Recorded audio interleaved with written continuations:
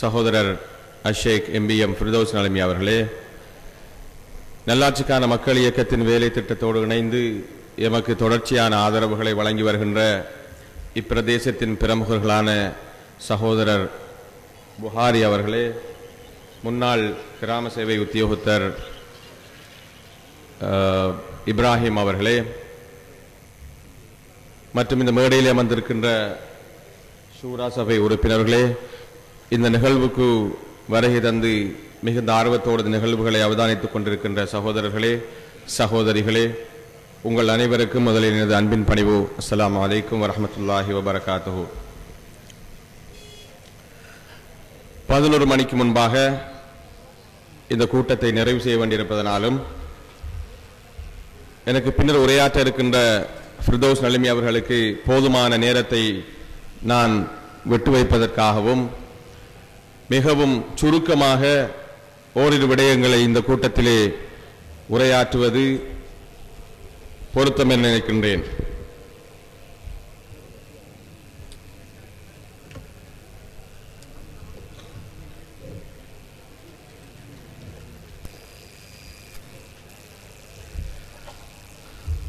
பிரச்சாரங்கள் முடிவடைவதற்கு இன்னும் 2 தினங்கள் மாத்திரமே இங்கு இருக்கின்ற நிலையில் ஏராளமான விடயங்களை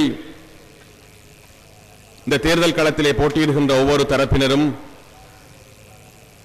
இந்த தேர்தலில் தீர்ப்பளிக்கப் போகின்ற நீதிபதிகளான வாக்காளர்கள் முன்னிலையில் ஏற்கனவே முன்வைத்திருக்கிறார்கள். அந்த வகையில் நல்லாட்சிக்கான மக்கள் இயக்கமும் பல்வேறு பிரச்சார கூட்டங்கள், சந்திப்புகள், வெளியீடுகள் என்பவற்றினூடாக எமது சிந்தனைகளை, கொள்கைகளை, வேலை திட்டங்களை நாம் எப்படி இந்த காத்தான்குடி நகரில் பல்வேறு வருடங்களாக தீர்க்கப்படாமல் இருக்கின்ற அடிப்படை பிரச்சனைகளை தீர்த்து வைப்போம் என்ற தீர்வு திட்டங்களை நாங்கள் முன்வைத்திருக்கிறோம். அந்த வகையிலே தான் கடந்த 2-3 தினங்களாக எமது தேர்தல் விஞ்ஞாபனம் என்ற பொது கொள்கை வேலை திட்டத்தினை மக்களிடம் வீடு வீடாக சென்று கையளித்து வருகிறோம். இப்போது மக்களாகிய உங்களுக்கு இன்னும் ஒரு 4-5 தினங்களிலே உங்களது தீர்ப்பை எழுத வேண்டிய அந்த சந்தர்ப்பத்தை ஜனநாயகம் தந்திருக்கிறது. கடந்த காலங்களிலே இப்படியான வாய்ப்புகள் வந்த போதெல்லாம் நாம் பல்வேறு காரணங்களுக்காக பல்வேறு வகையான தீர்மானங்களை மேற்கொண்டிருக்கிறோம். ஒவ்வொரு தேர்தலிலும் இந்த முறையாவது நமக்கு நல்லது நடக்காதா, இந்த முறையாவது நமது பிரச்சனைகள் தீர்க்கப்படாதா என்கின்ற ஏக்கங்களுடன் நாம் வாக்களித்து வந்திருக்கிறோம். பல சந்தர்ப்பங்களில் வேறு நல்ல தெரிவுகள் இல்லை என்பதற்காக பிழையான தெரிவுகளை நாம் மேற்கொண்டிருக்கிறோம். ஆனால் இறைவனுடைய உதவியினால் இந்த தேர்தலிலே வாக்காளர்களாகிய உங்களுக்கு நல்ல சிறந்த தீர்வொன்றினை, நல்ல சிறந்த தெரிவொன்றினை, தெளிவான கொள்கை நிலைப்பாட்டுடைய தெரிவொன்றினை இறைவன் ஏற்படுத்தி தந்திருக்கிறான். இப்போது பல பிரதேசங்களிலும் தேர்தல் நடந்து வருகிறது. தேர்தல் நடக்கின்ற ஏனைய பிரதேசங்களை விடவும் காத்தான்குடி பிரதேசத்தில் இப்படியான ஒரு முன்மாதிரியான வேலை திட்டம் உருவாகி இருப்பது நாம் எல்லோரும் சந்தோஷப்பட வேண்டிய, இறைவனுக்கு நன்றி செலுத்த வேண்டிய ஒரு வாய்ப்பாக அமைந்திருக்கிறது. ஏனென்றால் அக்கரை பற்றாக இருந்தாலும் சரி, ஏராவூராக இருந்தாலும் சரி, ஓட்டமாவடி பிரதேசமாக இருந்தாலும் சரி, அங்கெல்லாம் தேர்தல் களத்தில் இருக்கின்ற அத்தனை தரப்பினரும் பாரம்பரியமான அதே அரசியல் கலாசாரத்துக்குள் மூழ்கி அதே அரசியல் நடவடிக்கைகளை முன்னெடுத்து மக்களையும் பிரச்சனைக்குள் ஆழ்த்தி அவர்களும் பல பிரச்சனைகளை சந்தித்துக் கொண்டிருக்கிறார்கள். ஆனால் நல்லாட்சிக்கான மக்கள் இயக்கம் மிக தெளிவான சிந்தனைகளோடு உங்கள் முன்னே வந்திருக்கிறது. இத்தனை காலமும் சாதிக்க முடியாத, இவை சாத்தியமில்லை என்று கருதிய பல விடயங்களை நடைமுறையில் அமுல்படுத்துகின்ற இயக்கமாக, நேர்மையான அர்ப்பணம் உள்ள தனது நடவடிக்கைகள் மூலமாக மக்கள் முன்னிலையில் அமுல்படுத்தி காட்டுகின்ற இயக்கமாக நல்லாட்சிக்கான மக்கள் இயக்கம் மாறியிருக்கிறது. கடந்த நேற்றிரவு நடந்த பொதுக்கூட்டத்தின் போது நாங்கள் ஒரு விடயத்தை சுட்டிக்காட்டினோம். தேர்தல் விஞ்ஞாபனம் என்கின்ற ஒரு பொது கொள்கை வேலை திட்டத்தினை நாங்கள் முன்வைத்த போது அதற்கு பதிலளிக்க முடியாமல் திணறிக் கொண்டிருக்கின்ற எதிர்த்தரப்பினர், அவ்வாறு ஒரு பொது கொள்கை வேலை திட்டத்தினை எழுதி மக்கள் முன் சமர்ப்பிக்க திராணி இல்லாத எதிர்த்தரப்பினர் எங்களை பார்த்து சொல்கின்ற விமர்சனம், இதுவெல்லாம் நடைமுறைக்கு சாத்தியமில்லாத விடயங்கள். ஜனாதிபதியினால் கூட இந்த திட்டங்களை நடைமுறைப்படுத்த முடியாது என்று தமது கையாலாகத்தனத்தை பகிரங்கமாக ஒத்துக்கொண்டிருக்கிறார்கள். நேற்றைய கூட்டத்தில் பொறியியலாளர் ஃபலுல்லக் அவர்கள் சொன்னார்கள், இப்படி ஜனாதிபதி அவர்களால் கூட இப்படியான ஒரு வேலை திட்டத்தினை நடைமுறைப்படுத்த முடியாது என்று சொல்வது அடிப்படையில் இந்த நாட்டின் ஜனாதிபதியை கூட அகௌரவ கேவலப்படுத்துவதாக, மதிப்பினை குறைத்து காட்டுவதாக அமையும் என்று சொன்னார்கள். ஏனென்றால் இந்த வேலை திட்டங்கள் சாத்தியமானவை. உங்களால் வேண்டுமென்றால் முடியாதவைகளாக இருக்கலாம், உங்களால் சாத்தியமற்றவைகளாக இருக்கலாம். ஆனால் உங்களால் சாத்தியமில்லாத பல விடயங்களை நல்லாட்சிக்கான மக்கள் இயக்கம் சாதித்து காட்டியிருக்கிறது என்பதை நீங்கள் புரிந்து கொள்ள வேண்டும். எனவேதான் அதன் காரணமாகத்தான் இப்போது மக்கள் அணி அணியாக சாரி சாரியாக நல்லாட்சிக்கான மக்கள் இயக்கத்தின் பின்னால் திரண்டு கொண்டிருக்கிறார்கள். ஒரு சின்ன எளிமையான உதாரணத்தை நான் உங்கள் முன்னால் சொல்லி காட்டுகின்றேன். நல்லாட்சிக்கான மக்கள் இயக்கம் காத்தாங்குடி அரசியல் களத்திலே பிரவேசிப்பதற்கு முன்னால் நாம் கண்டு வந்த ஒரு அரசியல் பிரச்சார ஒழுங்கு இருக்கிறது. தேர்தல் என்று வந்துவிட்டால் வீதியிலும் பொது இடங்களிலும் வர்ணம் வர்ணமான போஸ்டர்கள் இருக்க வேண்டும், பொலித்தீன்கள் இருக்க வேண்டும், பட்டாசு கொளுத்த வேண்டும், ஊர்வலங்கள் நடத்த வேண்டும், இன்னொரு பல விடயங்களை நடத்த வேண்டும் என்கின்ற ஒரு வேலை திட்டம் இருந்தது. அதுதான் பொதுவான அரசியல் கலாச்சாரமாக இருந்தது. போஸ்டர்கள் ஒட்டாமல், பொது இடங்களை நாசப்படுத்தாமல், தமது சின்னத்தை மக்கள் முன் அறிமுகப்படுத்த முடியாது என்று அத்தனை அரசியல் தலைவர்கள் நம்பிக்கொண்டிருந்தார்கள். ஆனால் இப்போது ஒவ்வொரு சிறுவனுக்கும், ஒவ்வொரு குழந்தைக்கும், ஒவ்வொரு வயது முதிர்ந்த தாய்மார்களுக்கும், அத்தனை நபர்களுக்கும் நல்லாட்சிக்கான மக்கள் இயக்கம் அறிமுகமாக இருக்கிறது. அதன் கொள்கைகள், வேலை திட்டங்கள் வீட்டின் உள்முற்றம் வரை சென்று சேர்ந்திருக்கிறது. அதனுடைய சின்னம் அறிமுகமாக இருக்கிறது. ஆனால் வீதிகளில் போஸ்டர்களை காணவில்லை.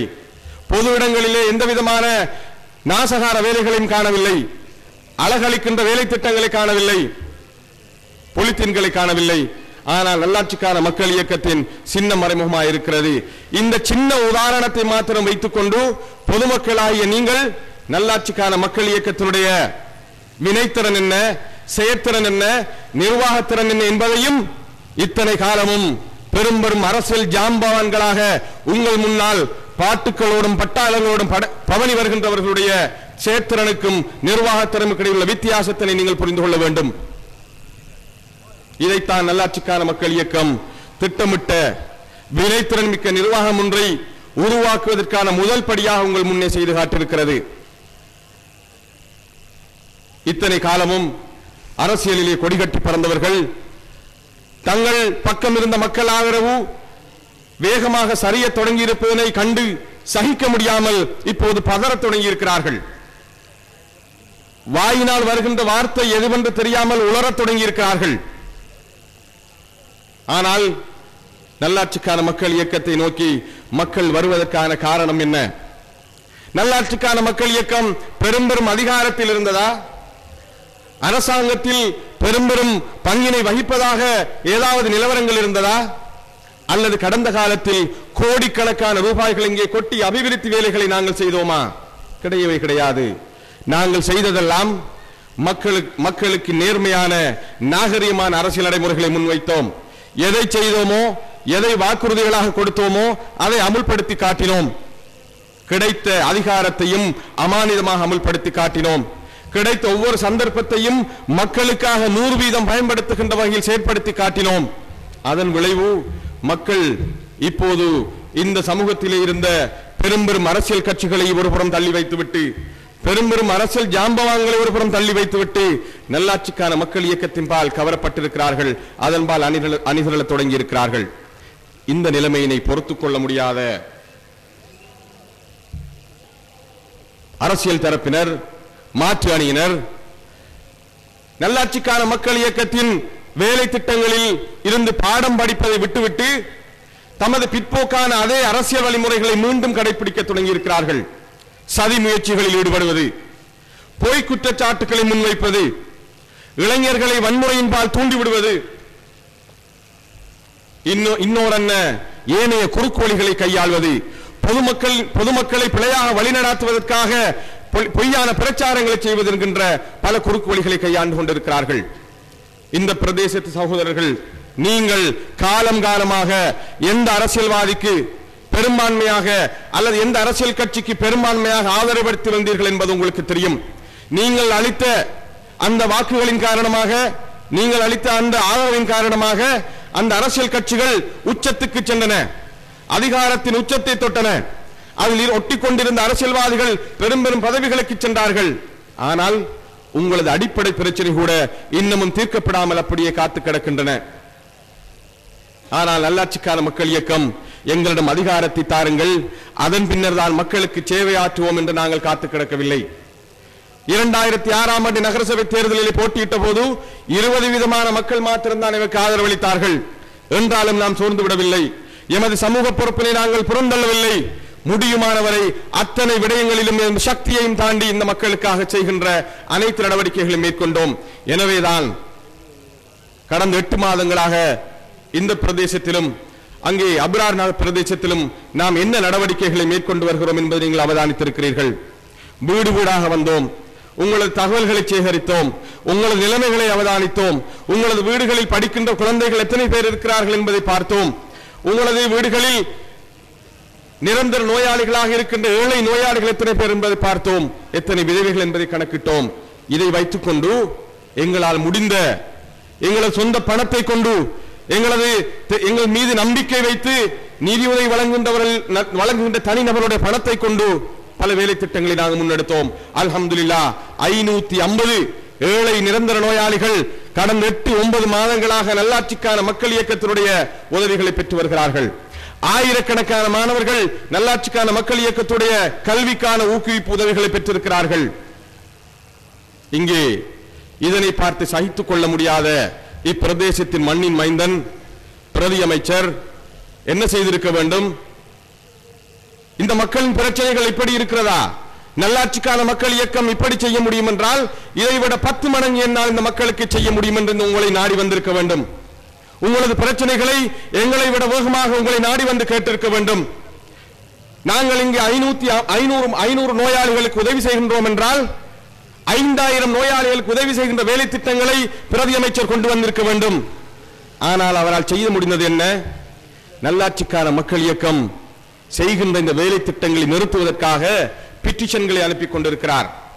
பொய்யான தகவல்களை அரசாங்கத்தின் சட்டத்தை அமுல்படுத்தும் பிரிவுகளுக்கு வழங்கி அரசாங்கத்தில் தனக்கு இருக்கின்ற அந்த செல்வாக்கினை பயன்படுத்தி அதனை துஷ்பிரயோகம் செய்து அரசாங்கத்தையும் பிழையாக வழிநடாத்தி எங்களை கைது செய்து சிறையில் அடைப்போம் என்று மிரட்டிக் கொண்டிருக்கிறார்.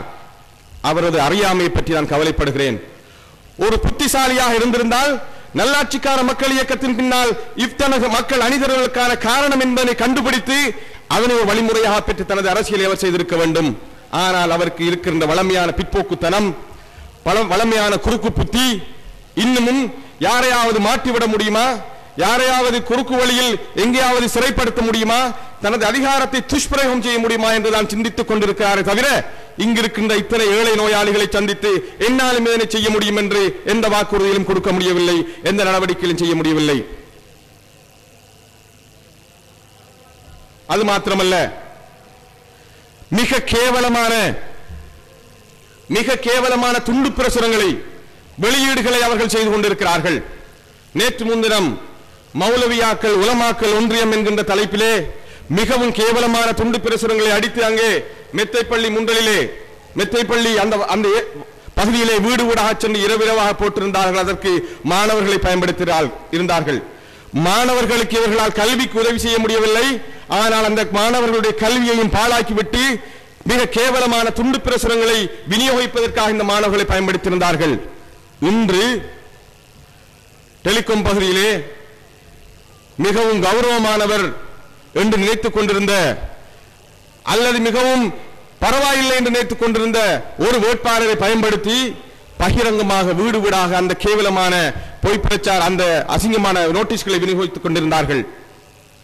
இந்த அசிங்கங்களை நிறைவேற்றி இன்னமும் அவர்களால் மக்களுடைய மனதை வெல்ல முடியாது என்கின்ற அந்த யதார்த்தம், எளிமையான யதார்த்தம் ஏன் அவர்களுக்கு விளங்காமல் போனது எங்களுக்கு விளங்கவில்லை.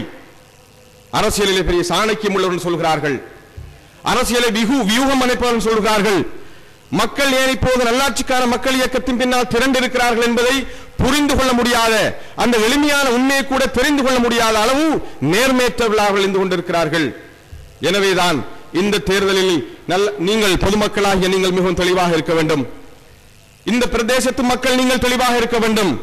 நீங்கள் அளித்த வாக்குகளுக்கு பிரயோசனம், உங்களுக்கு நன்மை தர, உங்களது பிரச்சனைகளை தீர்த்து வைக்க திராணியற்றவர்கள் அதே பின்கதவுகளால் வளர்ந்து வரும் இந்த நல்லாட்சிக்கான மக்கள் இயக்கத்தின் ஆதரவை தடுப்பதற்காகவும் எங்களை அழித்தொழிப்பதற்காகவும் சதிகளை மேற்கொண்டிருக்கிறார்கள் என்பதை நீங்கள் மறந்துவிடக் கூடாது. தேர்தலுக்காக அவசரமாக வீதிகள் அமைக்கப்படுகின்றன. அங்கே கப்பல்லாலின் வீதி பொருத்துக்கல் வீதியாக அமைக்கப்படுவதாக கேள்வி, இன்னும் பல வீதிகள் அமைக்கப்படுவதாக கேள்வி. ஒரு விடயத்தில் நாங்கள் திருப்திப்பட முடியும். 4 வருடங்களுக்கு முன்னால் இந்த பகுதிகளுக்கு பொருத்துக்கல் வீதிதான் பொருத்தமானது என்று சொன்ன அந்த விடயத்தை 4 வருடம் கழித்தாவது இந்த அரசியல்வாதிகளால் புரிந்து கொள்ள முடிந்திருக்கிறது. அந்த வகையில் பரவாயில்லை. ஆனால் மக்களுக்கு நிரந்தரமான தீர்வுகளை தரத்தக்கதாக இந்த அபிவிருத்திகளை செய்ய வேண்டும் என்கின்ற நல்லாட்சிக்கான மக்கள் இயக்கம் சொல்லி வருகின்ற விடயத்தை இன்னும் அவர்களால் புரிந்து கொள்ள முடியவில்லை. அந்த கப்பலாலின் வீதியை எப்படி கான்கிரீட் வீதிகள் அமைத்தார்களோ அதே போல் நிலமட்டத்திலிருந்து முட்டாள்தனமாக உயர்த்தி அமைத்துக் கொண்டிருக்கிறார்கள். அந்த வீதியிலும் வெள்ளம் நிறைந்து நிற்பதற்குரிய அபாயம் இருக்கிறது. அங்கே பதுரியா பகுதியிலே இன்னும் ஒரு வீதியை பொருத்துக்கல் வீதி அமைத்தார்கள். நாங்கள் வீடு வீடாக சென்று கொண்டிருந்த போது அங்கிருக்கின்ற ஒரு வீட்டு சகோதரரை நான் அழைத்து கேட்டேன், இந்த வீதி இப்படி 1 அடி உயரத்தில் உங்களது நிலமட்டத்தை விடவும் 1 அடி உயரத்தில் உயர்ந்திருக்கிறது, இந்த வீதி அமைக்கும் போது நீங்கள் ஏன் உங்களது ஆட்சேபனை தெரிவிக்கவில்லை என்று அவரிடம் நான் கேட்டேன். அதற்கு அவர் சொன்னார், இது பரவாயில்லை சார், ஏற்கனவே 1.25 அடி இருந்தது, அந்த வீதி ஏற்கனவே 1.25 அடி உயரத்தில் இருந்தது, நான் ஆட்சேபனை சொன்னதன் பிறகு இப்போது 3 அடி குறைத்திருக்கிறார்கள், 1 அடி உயரத்தில் இருக்கிறது. இதைத்தான் திட்டமிடாத முட்டாள்தனமான அபிவிருத்தி என்று நாங்கள் சொல்கிறோம். பொதுமக்களாகிய நீங்கள், இந்த பிரதேசத்து மக்கள் ஒரு விடயத்தை மனதில் வைத்திருக்க வேண்டும். வீதி அமைக்கிறோம் என்று கூக்குரல் இடுகின்ற இவர்கள் எப்போதாவது உங்களது வீதிகளை அளந்திருக்கிறார்களா? உங்களது வீதிகளை நில அளவை செய்து நீங்கள் கண்டிருக்கிறீர்களா? பிரதி அமைச்சர் ஹிஸ்புல்லாவினால் ஏன் இந்த 25 வருடங்களில் இந்த பகுதிக்கான ஒரு நில அளவை படத்தை தயாரிக்காமல் போனது என்பதை நீங்கள் யோசிக்க வேண்டும். ஒரு 35 லட்சம் ரூபாய் அல்லது ஒரு 40 லட்சம் ரூபாய் இருந்தால் போதும், இந்த முழு பகுதிக்குமான, முழு காத்தாங்குடிக்குமான சம உயரக்கோட்டு படம், நில அளவை படத்தை தயாரிக்க முடியும். எனவேதான் நல்லாட்சிக்கான மக்கள் இயக்கம் சொல்லி வருகிறது, எங்களுடைய திட்டமிட்ட அபிவிருத்தியில் மிக அடிப்படை அம்சமாக முதல்வன் இன்ஷா அல்லாஹ் நகரசபை நிர்வாகத்தை நாங்கள் பாரம் எடுக்கின்ற போது எங்களுடைய முதல் வேலை திட்டமாக இந்த காத்தாங்குடி நகரத்தை அங்குலமாக அளந்து நில சம உயரக்கோட்டு படத்தினை தயாரித்து அதன் அடிப்படையில் சகல வீதிகளையும் புனர் நிர்மாணம் செய்கின்ற, திருத்தி அமைக்கின்ற, புதிய வீதிகளை அமைக்கின்ற வேலை திட்டங்களை நாங்கள் செய்வோம். இந்த 40 லட்சம் ரூபாய் பணத்தை கூட செலவழிக்காமல் இந்த வேலை திட்டத்தினை, இந்த நில அளவை வேலை திட்டத்தினை செய்வதற்கான ஒரு மாற்று வழியை நாங்கள் இப்போது யோசித்து வருகிறோம். இன்ஷா அல்லாஹ் அதுவும் சாத்தியப்படும் இருக்கின்றோம். ஏன் மண்ணின் மைந்தன் சொல்கின்ற இந்த மக்களின் ஆதரவை பற்றி சொந்த வாழ்க்கையில் மிகவும் நல்ல நிலையில் முன்னேறி அபிவிருத்தி அடைந்திருக்கின்ற இவர்களால் ஏன் இந்த மக்களுடைய பிரச்சனைகளை தீர்த்து வைப்பதற்கான அடிப்படை வேலைகளை கூட, நில அளவை செய்கின்ற அடிப்படை வேலைகளை கூட இவர்களால் செய்ய முடியாமல் போனது. எனவேதான் மக்களாகிய நீங்கள் எச்சரிக்கையாக இருக்க வேண்டும். நல்லாட்சிக்கான மக்கள் இயக்கம் தொடர்ச்சியாக சொல்லி வருகிறது, அபிவிருத்தி இவர்களுக்கு பிச்சைக்காரனின் புண் போல. பிச்சைக்காரனுக்கு எப்போதும் புண் ஒன்று தேவைப்பட்டுக் கொண்டே இருக்கும். அந்த புண் சுகமாகி விடக்கூடாது, காய்ந்து விடக்கூடாது. அதனை சுரண்டி காயப்படுத்திக் கொண்டே பிச்சைக்காரன் இருப்பான்.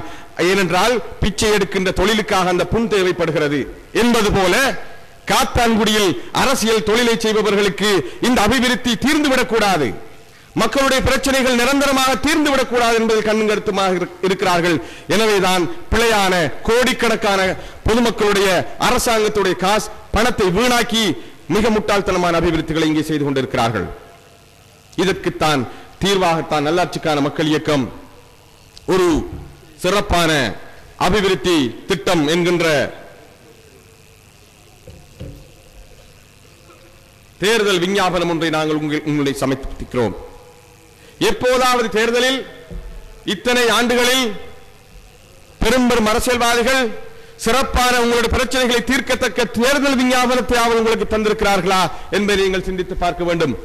ஆனால் நல்லாட்சிக்கான மக்கள் இயக்கம் ஒரு வளர்ந்து வரும் அமைப்பாக இருந்தாலும் கூட, அரசியலிலே ஒரு குறுகிய கால வரலாற்றை கொண்டிருக்கின்ற அமைப்பாக இருந்தாலும் கூட, நேர்த்தியாக தேர்தல் விஞ்ஞாபனத்தை தயாரிக்கின்ற விடயத்திலும் கூட நேர்த்தியாக நாங்கள் அதை செய்திருக்கிறோம். இன்ஷா அல்லாஹ் மக்கள் ஆணை எங்களுக்கு கிடைக்கின்ற போது இந்த விடயங்களை மிகவும் இலகுவாக இறைவனுடைய உதவியோடு நிறைவேற்றலாம் என நாங்கள் காத்திருக்கிறோம். இந்த இடத்தில் எங்களை பார்த்து விமர்சிப்பதற்கு வேறு வழியில்லாத மாற்று அணியினர் இவர்களால் என்ன செய்ய முடியும் என்று கேட்டுக்கொண்டிருக்கிறார்கள். இவர்களது கேள்வியை பார்த்து எங்களுக்கு வேடிக்கையாக இருக்கிறது. இவர்களது அறியாமையை பார்த்து நாங்கள் ஆச்சரியப்படுகிறோம். நல்லாட்சிக்கான மக்கள் இயக்கம் கடந்த காலத்தில், இந்த இயக்கத்தில் இருக்கின்ற சகோதரர்கள் கடந்த காலத்தில் என்ன செய்தார்கள் என்ற வரலாற்றை தெரியாதவர்கள் இவர்களால் என்ன செய்ய முடியும் என்ற கேள்வியை கேட்டுக்கொண்டிருக்கிறார்கள். நாங்கள் எப்போதுமே இந்த அமைப்பில் இருக்கின்ற சகோதரர்கள் யாருமே படித்து முடித்தவன் மக்களுக்கு சேவை செய்யலாம் என்றோ, பதவிகளுக்கு வந்தபின் மக்களுக்கு பணியாற்றலாம் என்றோ, அல்லது அதிகாரத்தை மக்கள் தந்தால் மாத்திரம்தான் மக்களுக்கு சேவையாற்றலாம் என்றோ காத்து கிடந்தவர் கிடையாது. சில வரலாற்று விடயங்களை அவ்வாறு கேள்வி கேட்கின்ற அந்த நபர்களின் நினைவூட்டுவதற்காக நான் சொல்லி வைக்க விரும்புகிறேன். நாங்கள் பல்கலைக்கழகத்தில் இருந்தபோது இந்த பகுதியினுடைய காத்தான்குடி பிரதேசத்தினுடைய சாக்கடை வடிகால் அமைப்பு திட்டம் பற்றி யாருமே யோசித்திருக்காத வேளையிலே இந்த பிரதேசத்தின் இந்த மண்ணின் நீர்வளத்தை பாதுகாப்பதற்காக ஒரு திட்டத்தை நாங்கள் தயாரித்தோம். நாங்கள் பொறியியலாளராக வந்து பதவிகளை பெற்று நல்ல நிலை வருவதை நாங்கள் காத்திருக்கவில்லை. அங்கே பொறியியல் பீடத்திலே பல்கலைக்கழகத்திலே 2ஆம் 3ஆம் ஆண்டு படித்துக் கொண்டிருந்த போதே இந்த மக்களுடைய பிரச்சனைகள் எங்கள் மூலையிலே ஓடிக்கொண்டிருந்தது. அங்கே வேறு பல பிரச்சனைகள் தொடர்பாக அவர்கள் பாடம் புகட்டிய போது காத்தான்குடியின் பிரச்சனையை அங்கே நாங்கள் பாடமாக ஆக்கினோம். அங்கிருந்த பல பேராசிரியர்களை, நிபுணர்களை அழைத்து வந்து இங்கே நிலளவை செய்து திட்டம் ஒன்றை தயாரித்தோம். சகோதரர் பிரதி அமைச்சர் ஹிஸ்புல்லா அவர்களுக்கு ஞாபகம் இருக்கும். அந்த திட்டத்தை தயாரித்து அந்த திட்டத்தினுடைய அத்தனை ஆவணங்களையும் அவரை தேடி சென்று, அவர் பிரதி அமைச்சராக இருக்கின்ற போது இப்போதும் ஞாபகம் இருக்கிறது, அவர் வேர்ல்ட் ட்ரேட் சென்டர் அந்த அலுவலகத்திலே 18வது மாடியில் இருந்தார் நினைக்கின்றேன். அங்கே சென்று நான் நடந்து சென்று கொடுத்து விட்டு வந்திருக்கிறேன். இது மாணவர்களாக இருக்கின்ற போது இந்த சமூகத்தின் பணிக்காக, இந்த சமூகத்தின் பிரச்சனைகளை தீர்த்து வைப்பதற்காக நாங்கள் செய்த பங்களிப்பு. ஆனால் அந்த திட்டத்தை வைத்து இந்த நாள் வரைக்கும், இந்த நிமிஷம் வரைக்கும் பெரும் பெரும் பதவிகளில் இருந்த பிரதி அமைச்சரினால் அந்த திட்டத்தை முன்னெடுக்க முடியவில்லை.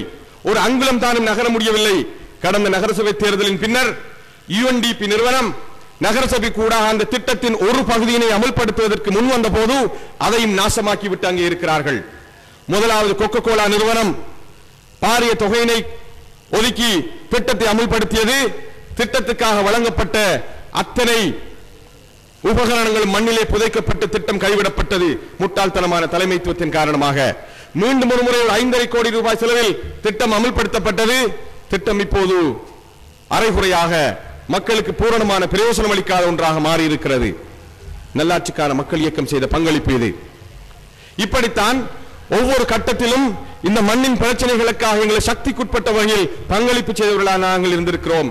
இதனை மறந்துவிட்டு தேர்தலில் எதையாவது மக்களுக்கு சொல்ல வேண்டும், எதையாவது மக்களுக்கு பேச வேண்டும் என்பதற்காக எங்களை பார்த்து இவர்களால் என்ன செய்ய முடியும் என்று கேட்டுக்கொண்டிருக்கிறார்கள்.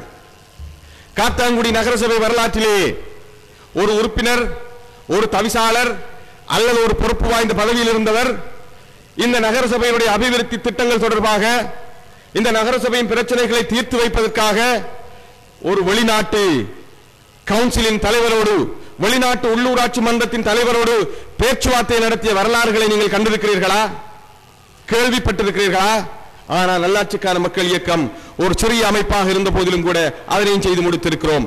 இன்ஷா அல்லாஹ் உங்களுடைய ஆணையோடு இந்த நகரசபை நிர்வாகத்தை நாங்கள் பொறுப்பேற்கின்ற போது பல ஐரோப்பிய நாடுகளின் உள்ளூராட்சி மன்றங்களோடு இணைந்ததாக நமது பிரதேசத்தை அபிவிருத்தி செய்வதற்கான ஆரம்ப கட்ட வேலைகளை தொடங்கி வைத்திருக்கிறோம். நீங்கள் எங்களுக்கு ஆணை அளிக்கும் வரை நாங்கள் காத்து கிடக்கவில்லை. இருக்கின்ற வாய்ப்புகளை, சந்தர்ப்பங்களை பயன்படுத்தி நாங்கள் அதனை செய்து முடித்திருக்கிறோம். இந்த சமூகத்தின் பிரச்சனைகள், கல்வி பிரச்சனைகள், வாழ்வாதார பிரச்சனைகள், ஏழை நோயாளிகளுடைய பிரச்சனைகளை தீர்த்து வைப்பதற்காக நீங்கள் எங்களை பாராளுமன்றத்துக்கு அனுப்புங்கள், பிரதி அமைச்சர்களாக மாற்றுங்கள், அதன் பின்னர் உங்களின் பிரச்சனைகளை தீர்த்து வைப்போம் என்று நாங்கள் ஒருபோதும் சொன்னது கிடையாது. பிரச்சனைகளை நாங்கள் அடையாளம் கண்ட போது தீர்த்து வைத்திருக்கிறோம். 5000 மாணவர்களுக்கு உதவி செய்கின்ற திட்டத்தை தேர்தலுக்காக நாங்கள் ஒருபோதும் தொடங்கவில்லை. 2009ஆம் ஆண்டு செய்தோம், 2010 டிசம்பரில் செய்தோம், 2011ஆம் ஆண்டிலும் இன்ஷா அல்லாஹ் செய்வோம், இன்ஷா அல்லாஹ் 2012லும் செய்வோம். எங்களுடைய ஆயுளும் சக்தியும் அந்த வசதி வாய்ப்பும் இருக்கின்றபடி செய்து கொண்டே இருப்போம். ஆனால் தேர்தலுக்காக மக்களை ஏமாற்றுவதற்காக இப்போது இவர்கள் என்ன செய்து கொண்டிருக்கிறார்கள்? பெண்கள் இப்போது சிந்திக்க தொடங்கிவிட்டார்கள். நல்லாட்சிக்கான மக்கள் இயக்கத்தின் சிந்தனைகளை அங்கீகரித்து விழிப்புணர்ச்சி அடைந்து விட்டார்கள் என்பதை பொறுத்துக் கொள்ள முடியாத அரசியல்வாதிகள் வீடு வீடாக சென்று பீங்காங்கோப்பை விநியோகிக்கின்ற ஒரு சில்லறைத்தனமான நிலைமைக்கு வந்திருக்கிறார்கள்.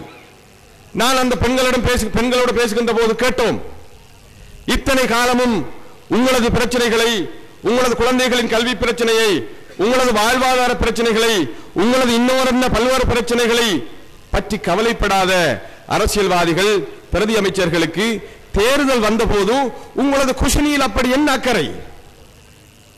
தேர்தல் வந்தபோது மாத்திரம் உங்களது குஷினியின் மீது கவலை. பெண்கள் அப்போதுதான் பெண்களுடைய அந்த ரியாக்ஷனை பார்த்தபோது, பதிலினை பார்த்தபோது விளங்கியது, ஏற்கனவே இந்த சுத்துமாத்துத்தனங்களை, ஏமாற்றுத்தனங்களை பெண்கள் விளங்கி இருக்கிறார்கள். தேர்தலுக்காக மக்களுடைய வாக்குகளை கொள்ளையடிப்பதற்காக நடத்தப்படுகின்ற நாடகம் இவை என்பதனை புரிந்து கொண்டிருக்கிறார்கள். எனவேதான் நல்லாட்சிக்கான மக்கள் இயக்கம் எப்போதும் சொல்லுகின்ற விடயம், மக்கள் விழிப்புணர்ச்சி அடைய வேண்டும். மக்கள் விழிப்புணர்ச்சி அடைகின்ற போதுதான் மோசமான கபடத்தனமான அரசியலுக்கு முடிவு கட்ட முடியும் என்று நாங்கள் சொல்லி வருகிறோம். அந்த வகையில் காத்தாங்குடியிலே இறைவனுடைய உதவியால் நல்ல ஒரு எழுச்சி இப்போது இடம்பெற்று வருகிறது. எங்களிடம் சமூக ரீதியான, நிறுவன ரீதியான கேள்விகளை, விமர்சனங்களை சொல்ல முடியாதவர்கள் தனிப்பட்ட ரீதியான சில்லறைத்தனமான விமர்சனங்களை சொல்லிக் கொண்டிருக்கிறார்கள். இந்த பகுதியைச் சேர்ந்த பொருளியல் ஆசிரியர் வேட்பாளராக நிற்கின்ற ஒருவர் சொல்லுகிறார், அப்துல் ரஹ்மான், என்னை பார்த்து அப்துல் ரஹ்மான் கொழும்பிலே பிகாஸ் நிறுவனம் நடத்துகிறார், கண்டியிலே நடத்துகிறார், கட்டாரிலே நடத்துகிறார், ஏன் காத்தாங்குடியில் நடத்த முடியவில்லை? நல்ல கேள்வி. ஒரு பொருளியல் ஆசிரியர், பொருளியல் ஆசிரியருக்கு பொருளியலின் நடைமுறை அனுபவம் இருந்திருந்தால் இந்த கேள்வி வந்திருக்காது. பொருளியலிலே ஒரு தத்துவம் இருக்கிறது, மார்க்கெட் வயபிலிட்டி, சந்தை ஏற்பு ஒன்று இருக்கிறது. ஒரு வியாபாரத்தை நடத்துகின்ற போது மார்க்கெட் வயபிலிட்டி ஒன்று சொல்வார்கள், சந்தை ஏற்பு. இரண்டாவது ஒரு தத்துவம் இருக்கிறது, ஸ்கேல் ஆஃப் எக்கானமி. எந்த சூழ்நிலையில் வியாபாரம் நடத்தப்படுகிறதோ அந்த பொருளாதாரத்தின் தன்மை என்ன, அந்த பொருளாதாரம் அதற்கு தாக்கு பிடிக்குமா என்கின்ற நிலைமை இருக்கிறது. இந்த இரண்டையும் வைத்துத்தான் ஒரு வியாபாரத்தை திட்டமிடுவார்கள். ஒரு உதாரணத்துக்கு ஒன்றை சொல்ல முடியும். இந்த நமது பிரதேசத்திலே நாம் வாகனங்கள் பாவிக்கின்றோம், அதிகமாக டொயோட்டா வாகனங்களை பாவிக்கின்றோம். டொயோட்டா வாகனங்களை ஜப்பானில் தான் உற்பத்தி செய்வார்கள். இங்கிருக்கின்ற டொயோட்டா வாகனங்களை தொடர்ச்சியாக பாவித்து வருகின்ற ஒருவர் சொல்கிறார், டொயோட்டாக்காரனுக்கு புத்தியே கிடையாது, இவ்வளவு வாகனங்கள் காத்தாங்குடியில் ஓடுகிறது, காத்தாங்குடியில் ஃபேக்டரியை நடத்தியிருக்கலாமே, என்ன மடையனுவன், அங்கே ஜப்பானிலே அடித்து செலவழித்து கப்பலிலே ஏற்றி கொழும்புக்கு கொண்டு வந்து கொழும்பிலிருந்து காத்தாங்குடிக்கு கொண்டு வருவதை விடவும் காத்தாங்குடியில் ஒரு ஃபேக்டரியை நடத்தியிருக்கலாம் என்று கேட்டால் அவருடைய முட்டாள்தனத்துக்காக நாங்கள் கவலைப்படுவதை ஒன்று செய்ய முடியாது. டொயோட்டா வாகனம் ஜப்பானிலே உற்பத்தி செய்தால் தான் தரம் இருக்கும். டொயோட்டா வாகனம், டொயோட்டாவுடைய ஃபேக்டரி ஜப்பானிலே நடத்தினால் தான் தொடர்ச்சியாக நடத்த முடியும். டொயோட்டா வாகனத்தை உற்பத்தி செய்வதற்குரிய தொழில்நுட்பம் ஜப்பானில் தான் இருக்கிறது என்று பல விஷயங்கள் அதில் இருக்கிறது. அதுபோல்தான் பிகாஸ் நிறுவனம் ஒரு சாதாரண டியூஷன் கடை கிடையாது, பொருளியல் பாடம் படிப்பிக்கின்ற டியூஷன் கடை கிடையாது. அது ஒரு உயர்கல்வி நிறுவனம். பல நிபுணர்களை, பல பேராசிரியர்களை, பல கலாநிதிகளை கொண்டு நடத்தப்படுகின்ற நிறுவனம் அது. அந்த நிறுவனத்தை காத்தான்குடியில் நடத்தலாம் என்று ஒரு பொருளியல் ஆசிரியர் சொன்னார். உண்மையில் அவருக்காக நான் கவலைப்படுகிறேன். இதற்காகத்தான் நான் அடிக்கடி சொல்வேன், எலிவாலை விட்டு கடலாலம் பார்க்க கூடாது என்று. இந்த ஆசிரியருக்கும் அதை சொல்லுகிறேன். உங்களுக்கு தெரிந்த கொஞ்ச நெஞ்ச பொருளியல் அறிவை வைத்து ஒரு நிறுவனத்தை அளக்கக்கூடாது. பொருளியலை கொஞ்சமாக படித்தவர் நீங்கள், தொழில் செய்து நிறுவனம் நடத்தி பொருளியலை படித்தவர்கள் நாங்கள். எனவேதான் அரசியலில் பேசுவதற்கு விடயமில்லை என்பதற்காக அற்பத்தனமான விடயங்களை பேசி மக்களை திசை திருப்ப வேண்டாம். நீங்கள் இந்த பொருள் இந்த காத்தான்குடியிலே இருக்கின்ற வேலையில்லாத பட்டதாரிகளுக்கு, வேலையில்லாத இளைஞர்களுக்கு என்ன தீர்வுகளை உங்களால் சொல்ல முடியும் என்கின்ற உங்களுடைய பொருளியல் திட்டங்களை சொல்லுங்கள். காத்தான்குடியின் அங்கே இருக்கின்ற நமது வர்த்தகம் தொடர்ச்சியாக கை நழுவி போய்க் கொண்டிருக்கிறது. இதனை தூக்கி நிறுத்துவது எப்படி என்பதை ஒரு திட்டமாக உங்களது பொருளியல் அறிவை பயன்படுத்தி சொல்லுங்கள். காத்தான்குடியின் உற்பத்தி வர்த்தகம், ப்ரொடக்ஷன் எக்கானமி என்று சொல்வார், உற்பத்தி வர்த்தகம் வீழ்ந்து கொண்டிருக்கிறது. இதற்கு என்ன வழிமுறை என்று நீங்கள் சொல்லுங்கள். இதை விட்டுவிட்டு பி காசை காத்தான்குடியில் நடந்திருக்கிறான் என்ற அற்பத்தனமான ஆலோசனைகளை நமக்கு சொல்ல வேண்டிய அவசியமே கிடையாது. இன்னும் ஒன்று, வேறு வழி இல்லாமல் சொல்வார்கள், அப்துல் ரஹ்மானை கொழும்பிலே சந்திக்க சென்றால் 2 மணித்தியாலங்கள் காத்திருந்து சந்திக்க வேண்டும். அப்படியான ஒருவரை நாங்கள் இங்கே சேமனாக்க முடியுமா, உறுப்பினராக்க முடியுமா கேட்கிறார்கள். உறுப்பினர் அவர் ஆர்வதிலே பெருமதி இருக்கிறது என்பதற்கு உங்களது கேள்வியிலே பதில் இருக்கிறது. வேலை வெட்டி இல்லாமல் வீதியிலே முடங்கி கிடக்கின்ற ஒருவரால் நகர சபையிலே சாதிப்பதை விடவும் வாழ்க்கையிலே பல விடயங்களை சாதித்தவர்களால் தான் நகர சபையிலே சாதிக்க முடியும். அதற்கு மேலாக சொந்த தொழிலே 2 மணித்தியாலங்கள் காத்திருக்க வேண்டிய முக்கியத்துவம் வாய்ந்த ஒரு நபர் அத்தனையும் உதறி தள்ளிவிட்டு இந்த மண்ணுக்காக, இந்த மக்களுக்கு சேவை செய்வதற்காக இறங்கி வருகிறார் என்றால், நீங்களும் உங்களது வேட்பாளர் பதவிகளை விட்டுவிட்டு நல்லாட்சிக்கான மக்கள் இயக்கத்துக்கு தான் ஆதரவளிக்க வேண்டும். அத்தனை முக்கியத்துவம் வாய்ந்த நபர்கள் இந்த களத்திலே நல்லாட்சிக்கான மக்கள் இயக்கம் சார்பாக இறங்கி இருக்கிறார்கள். 2 மணித்தியாலம் கொழும்பிலே காத்திருக்க வேண்டிய நபர் காத்தான்குடி மக்களுடைய காலடிக்கு வந்திருக்கிறார். காத்தான்குடி மக்களின் பிரச்சனை தீர்ப்பதற்காக தீர்வுகளை கொண்டு வந்திருக்கிறார். ஒரு கூட்டமாக நாங்கள், ஒரு குழுவாக இங்கே தலைமைத்துவத்துக்கு வந்திருக்கிறோம். எனவே நீங்கள் கூட இந்த இயக்கத்துக்கு தான் ஆதரவளிக்க வேண்டும். உண்மையில் அப்படி செய்வதாகத்தான் நீங்கள் கடந்த காலத்தில் சொல்லியும் இருந்தீர்கள். தேர்தலுக்காக இப்போது அதை மறந்திருக்கிறீர்கள். நல்லாட்சிக்கான மக்கள் இயக்கம் சிறப்பானது, இவர்கள் நீதியானவர்கள், இவர்கள் திறமைசாலிகள், எனவே நாங்களும் அவர்களை ஆதரிக்கிறோம் என்று நீங்களும் சொல்லியிருக்கிறீர்கள். சில நேரம் தேர்தலில் போட்டியிடுவதற்கு உங்களுக்கு ஆசனம் கிடைக்காமல் போயிருந்தால் நிச்சயமாக அதைத்தான் நீங்களும் செய்திருப்பீர்கள். ஆசனம் கிடைத்ததற்காக, நன்றி கடனுக்காக ஏதாவது கூற வேண்டும் என்பதற்காக நீங்கள் பிதற்றி தெரிகிறீர்கள். எனவே இறுதியாக எலிவாலை விட்டு களதாளம் பார்க்கின்ற முயற்சிகளை விட்டுவிட்டு இருக்கின்ற நீளத்தின் அளவுக்கு ஆழத்தை பார்த்துக் கொண்டு தேர்தலில் வெல்வதற்கான விடயங்களை இருக்கின்ற 2-3 தினங்களில் நீங்கள் பார்க்க வேண்டும் என்று நான் கூறிக்கொள்ள விரும்புகிறேன். நல்லாட்சிக்கான மக்கள் இயக்கம் தெளிவான திட்டங்களோடு, தெளிவான தீர்வுகளோடு காத்தான்குடிக்கு வந்திருக்கிறது. ஏனைய தரப்பினர் எந்தவித தெளிவான திட்டங்களும் இல்லாமல் இப்போது அலைந்து திரிகிறார்கள். டாக்டர் ரிஃபாஸ் அவர்கள் சொன்னது போல இந்த மேடையிலே அமர்ந்து ஒற்றுமையாக இருந்து வாக்கு போடுங்கள் என்று நடிப்பதற்கு கூட, ஒற்றுமை என்கின்ற பெயரில் நடிப்பதற்கு கூட முடியாதவர்களாக இந்த தரப்பினர் இருக்கின்ற நிலையில் தான் நல்லாட்சிக்கான மக்கள் இயக்கம் பதவிகளுக்கு அப்பால், விருப்பு வாக்குகளுக்கு அப்பால் ஒரு தனி ஒற்றுமை உள்ள தனிக்குழுவாக இந்த தீர்வு திட்டங்களோடு உங்கள் முன்னே வந்திருக்கிறது. எனவே சகோதரர்களே, சகோதரிகளே, இந்த தேர்தலிலே இதைவிட சிறந்த தெரிவு காத்தான்குடி மக்களுக்கு கிடையாது. இந்த தெரிவினை நாங்கள் மேற்கொள்ளாவிட்டால் அல்லாஹ் பாதுகாக்க வேண்டும். அடுத்த 4-5 வருடங்களுக்கு நாங்கள் கடந்த காலத்தில் சந்தித்த அதே அவலங்களை சந்திக்க வேண்டி வரும். கோடிக்கணக்கான ரூபாய் இங்கே பணம் வரும், ஆனால் பிரச்சனைகள் தீராது. வீதிகள் போடப்படும், அதில் நமக்கு தீர்வு இருக்காது. கான் கட்டப்படும், அங்கே நீர் ஓடாது என்கின்ற பல அவலங்களை நாங்கள் சந்திக்க வேண்டி வரும்.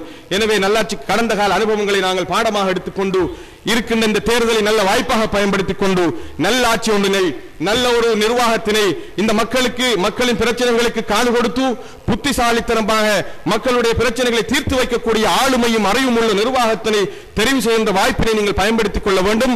அதற்காக எமது தேர்தல் சின்னமான தொப்பி சின்னத்துக்கு வாக்களித்து நீங்கள் எங்களை அமோக வெற்றி பெற செய்ய வேண்டும். இந்த வெற்றியினை நம் எல்லோருடைய வெற்றியுமாக மாற்றி ஒரு மக்களாட்சியினை இந்த மண்ணில் ஏற்படுத்த வேண்டும் என கேட்டுக்கொண்டு முடிக்கின்றேன். அஸ்ஸலாமு அலைக்கும் வரஹ்மத்துல்லாஹி வபரகாத்துஹு.